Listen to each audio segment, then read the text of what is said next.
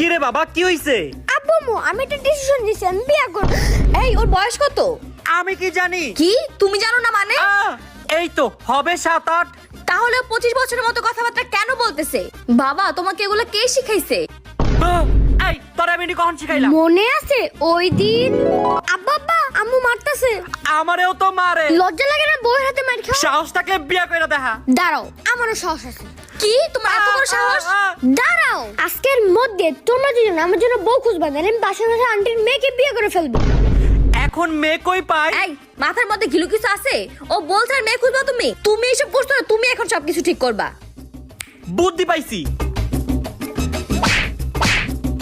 তোমাকে বিয়ে করে আমার লাভটা কি হইছে? এর চেয়ে ভালো বিয়ে নাই করতাম। হ্যাঁ তোমাকে বিয়ে করে তোমার খুব লাভ হয়েছে, ফালতু কোথাকার। তোমার মতো মেয়েরাই পারে ছেলেদের জীবন নষ্ট করতে। তুমি তো আমার জীবন ধ্বংস করে দিছো। আমি বিয়ে করবো না বাবা। ইয়ে